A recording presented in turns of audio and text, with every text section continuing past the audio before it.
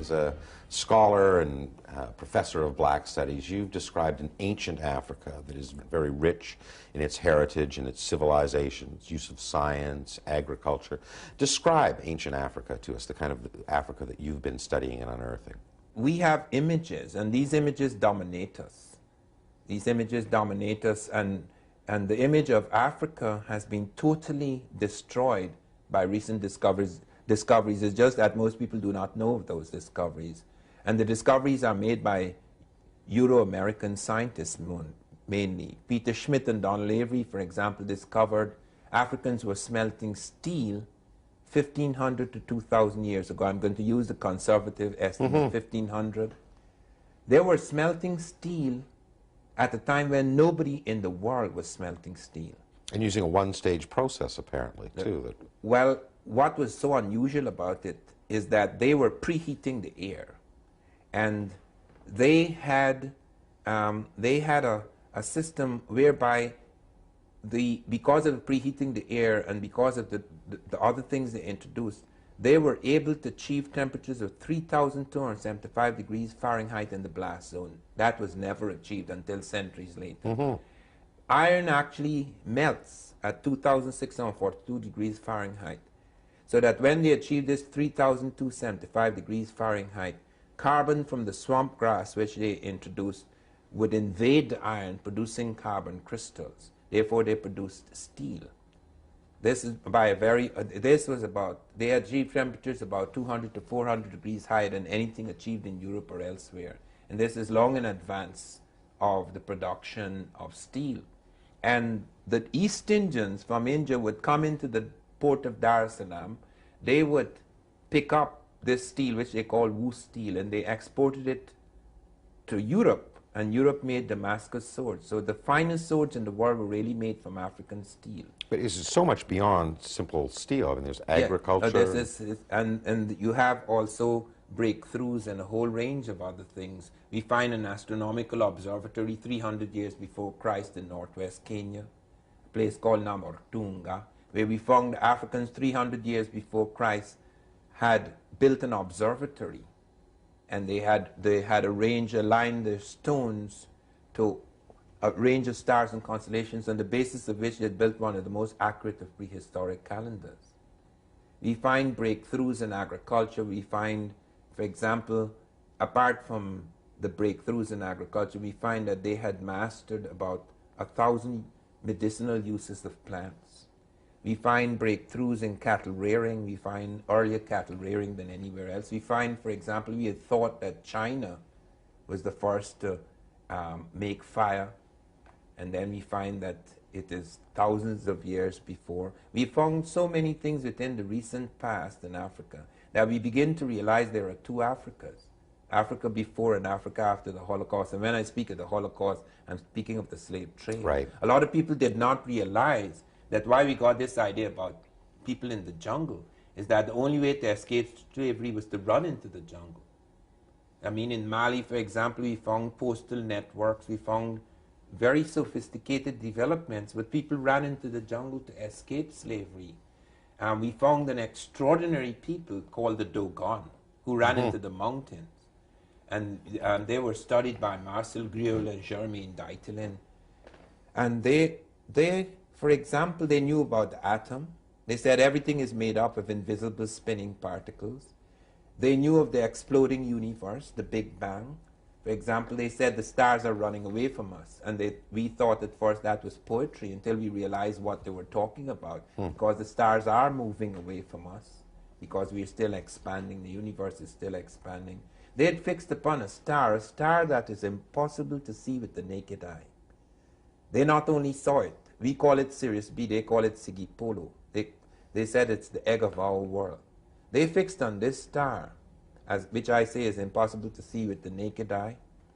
They not only saw it, they plotted its orbit for Marcel Griaule right up to the year 1990. NASA's map of the orbit is the same as that of the Dogon. Now, given the destruction of that ancient civilization by the slave trade, it must have been very difficult to actually conduct the kind of research that has produced this kind of evidence. I mean, how have scholars gone about unearthing these new facts that because until they now... picked up bits and pieces like Schmidt and Avery.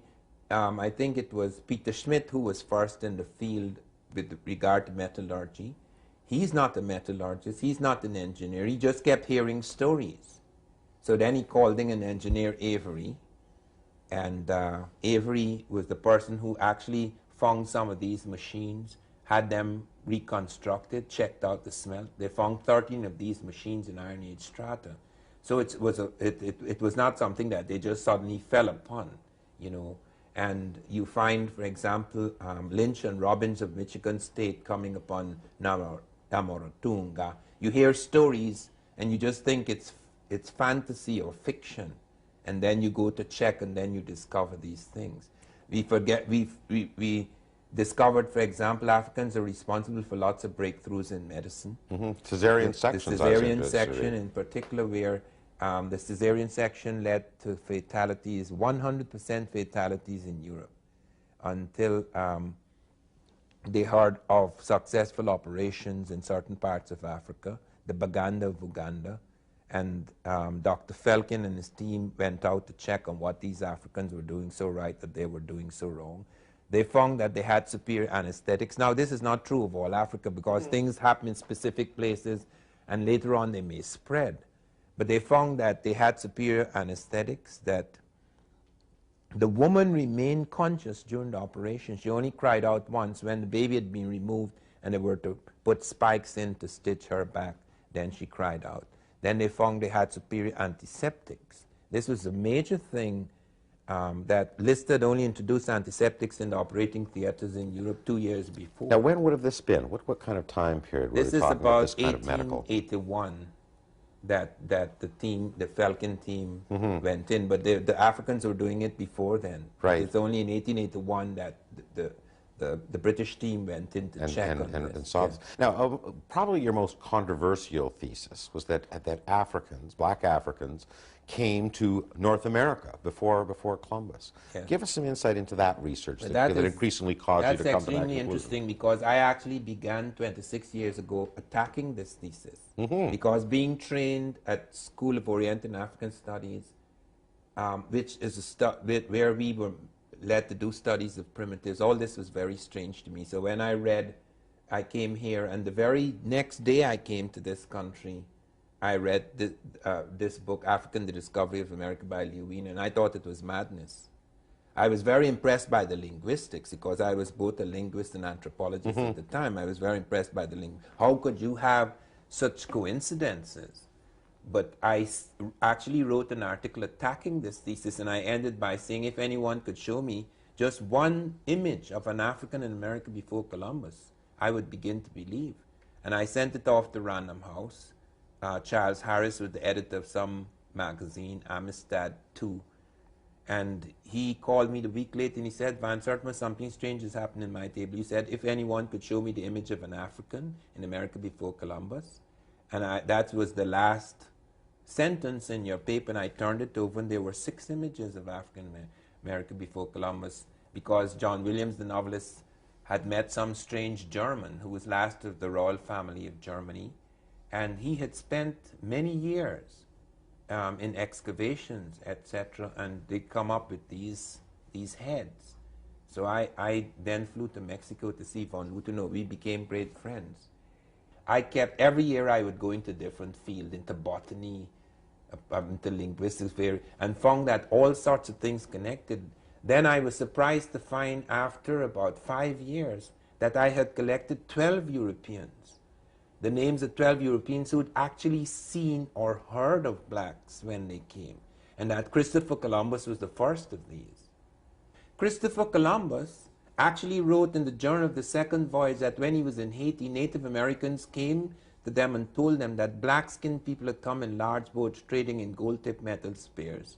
Columbus took 2 of these spears and sent them back to Spain to be assayed. They were microscopically inspected in Spain. And then they found that of 32 parts, 18 were gold, 6 of silver, and 8 of copper. That's identical with spears being forged in African Guinea. And all the songs that the Native Americans were using for these spears are the same songs that the Africans were using. Ghana and Kane, Kani, and Ganin, etc. The Americans had added one word, Ganini, the gold merchants, which referred to the Africans bringing in these things. And then I found Ferdinand Columbus wrote a book on his father. He said, my father told me he saw Negroes north of Honduras. And then I found that Vasco Nunez de Balboa on September 25th in the year 1513, coming down the slopes of Caracua, which is in Darien, which we now call Panama, actually saw two tall black men among the Native Americans. The Spanish were startled. These men were about 1.5 feet taller than the Native American. They were exceedingly black. They had a different texture of hair, different features, and they asked the Native Americans where these black men come from, and they said, we don't know, but they're in a large settlement nearby, and we're waging war with them, and we've captured these two.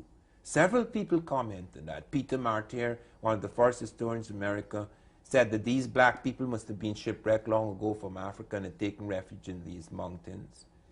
Now, it begs the obvious question is, why do we know nothing of this? Why do we have to have this television interview to find these remarkable stories and facts? The problem is that if you have a certain frozen vision about the people and you find an odd bit of information here, you're not going to follow it up and find that there's a whole lots of odd bits of information, because it's impossible to believe. It's like believing that other human beings went to the moon before us, okay? Because so that if you heard about that, you know, the whole thing becomes ridiculous. Mm-hmm. But I mean, you are highly respected as, you know, as a scholar from Rutgers and Princeton University. But there are others who are out there within the Afrocentric movement who are saying that, you know, Napoleon shot the nose off the Sphinx because it had Negroid qualities, and that Cleopatra was black. Why have some kind of forced the facts almost beyond the pale and in doing it, discrediting the more scholarly work? That is a tragedy that happens perhaps in all movements. Mm-hmm. This is what has led to, some of the colonial political movements, for example, have been destroyed by extremism, where you have a responsible body of people making a forward movement, and then other elements come up, and they think that it's necessary to exaggerate or invent. I mean, Cleopatra is probably mixed. She has some black blood, but she's probably as Egypt mixed. appeared to be at that point in time. And it's not important. I mean, who was Cleopatra? She never did anything of consequence. She was probably a great lover.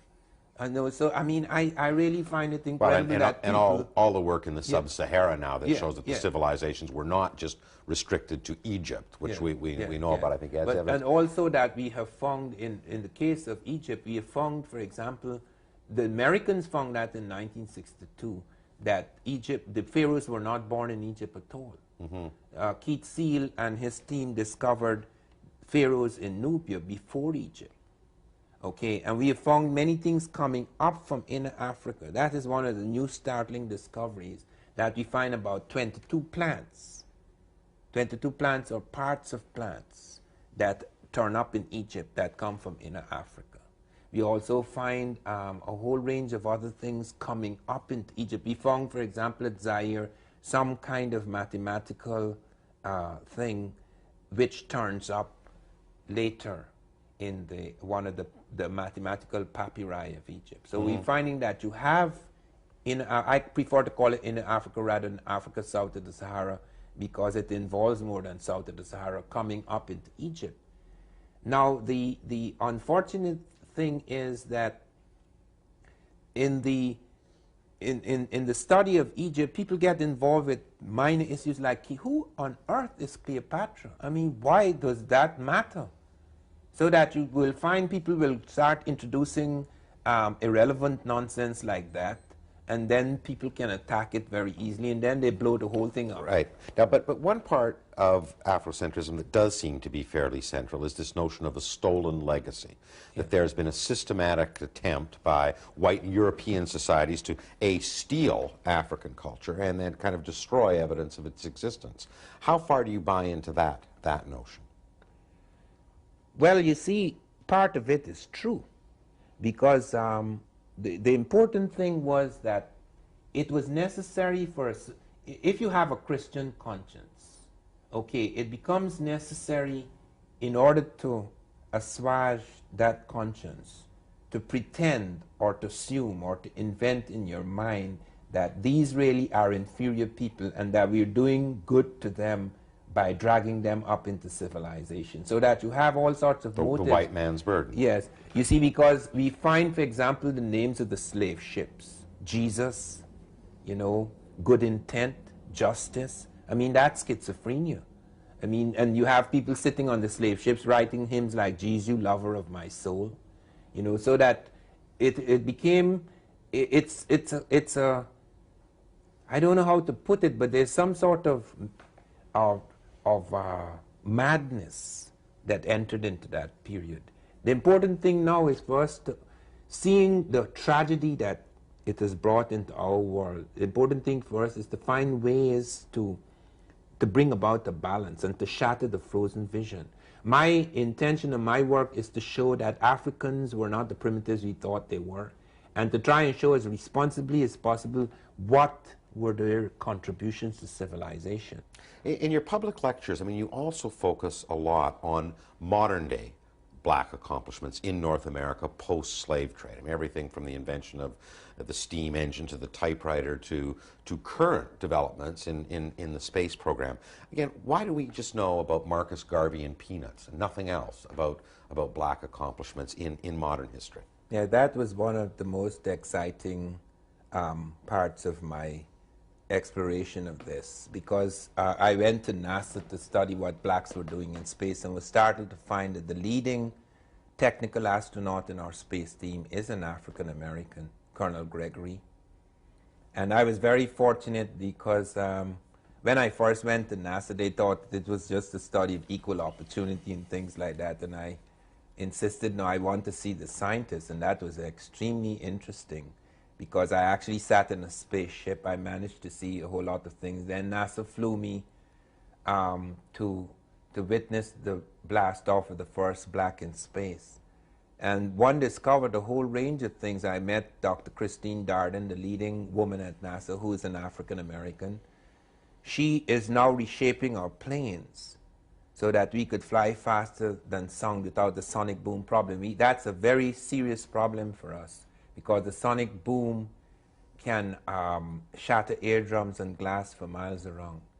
But as you pointed out at the beginning of this question, that's a range of things. By the year 1913, more than 1,000 inventions were patented by African Americans. We know nothing of this. So to your audience who listens to this, they would say not only are these remarkable accomplishments, but they must say, why don't we know anything about this?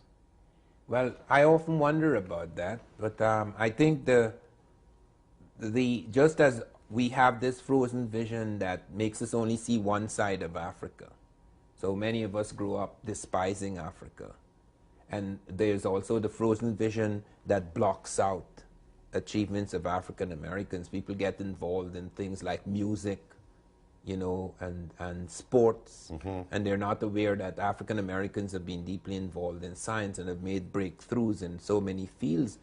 Well, within the whole area of Afrocentrism, there's a very bitter scholarly debate saying that, you know, Afrocentrism has two purposes. One is to, you know, solid historic scholarship, but the other is to create a historical root and source of black pride, and that the two get mixed up all the time. Is that the case in terms of your colleagues and looking at the body of work that's out there? I think there are some people who invent or exaggerate, or at least put an emphasis on things that do not that are not of any significance. For example, I remember a friend of mine whom I shall not name. He suffered enough. I always warned him. When I was at NASA, I was told about something quite extraordinary. I can't remember what it was. Oh yes, NASA told me that in Egypt, about 2,300 BC or something like that, they found the glider. I remember reading this, yes. They found this glider. It didn't have an engine, but it was not a toy. They said it had aerodynamic qualities. I told him, I said, be very careful with this information. This is not on the level of the Wright brothers, but 2300 BC is not a joke. These guys were actually it's not 1903, experimenting. right? I made it quite clear, experimenting. With flight. Yes, and he went about saying about how the Nubians were gliding from here to there. He lost his job because the New York Times called me and said, we were aware that you are quite responsible, that you're very cautious, that you don't say anything without backup, but wouldn't you admit that in your movement there are lots of irresponsible or such incautious souls? Those words, incautious. I said, I don't have a movement. I'm alone. I don't have a movement. There is a movement going on, and there are some responsible people and irresponsible people. There are some remarkable people who are bringing forward this information. And there are quite a number of them who are really quite remarkable, who have done work as significant as I have, like Dr. Charles Finch, for example, in the field of medicine. And they said, but wouldn't you admit they're incautious souls? I said, I don't know what you're talking about, because this is not the movement. This was February, about 5 or 6 years ago.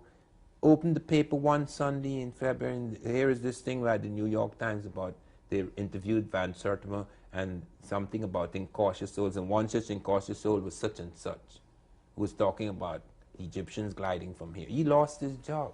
Now, do you think that is an attempt to overcompensate to the slave history that is the dominant part of black history for modern black North Americans? That's all they know about their history is slavery? Yeah, it is very unfortunate, but that the people are driven at times because of the enormous sense of non-achievement that is being presented by this frozen vision. But you see, it is equally reprehensible for people, even after finding out new facts, still to stick to the frozen vision that Africans are inferior and things like that. It's so unfortunate because it's a case of ignorant armies clash by night, you see, so that, I mean, one has to be extremely careful about that, and when it appears, one has to point to it. This sometimes is very difficult because you don't want to hurt people. Mm-hmm. You know, I spoke to him privately. I said, be very careful, don't say such things.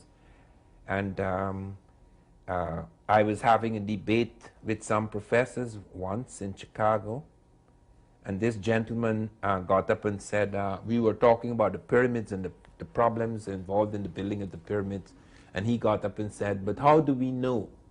Since we do not know all the ways in which pyramids were built, how do we know that the Egyptians were not levitating the stones? And I went over to him and I said, shut up, man, don't make a fool of yourself. The Russians have shown, I had to dissociate myself from him. I said, the Russians have shown in recent experiments that you can move a small object. With certain kinds of concentration, you can move a small object, but this is an experimental stage. We have absolutely no scientific proof that man could levitate large blocks of stone. So that until we have absolute proof of that, it would be most unwise to talk about such things. That Egyptians had abilities of telekinesis, of course. Yeah. But as the body of evidence starts to become overwhelming, that there really truly was a very rich civilization in ancient Africa, not just in Egypt, but also the sub-Sahara. Do you think the time will come then when black Americans will start focusing on their modern heroes and not have to look back to Africa? Well, they have a number of modern heroes, but it's necessary that that past should be recovered, because it's not as easy as in the case of the European element in America, where they don't have to. Europe has been looking back for centuries, because all the things we learned in school was about Europe. You know, when I went to university, the School of Oriental and African Studies, for example, I went with the hope that I would be able to repair this gap in me. I knew nothing about Africa. So I decided to do a degree in African Studies. All the studies of Africa were of primitives. It was just as bad as some of these extremists who were inventing things. It was very depressing. At the end of the first year, I tried to commit suicide. I drank poison.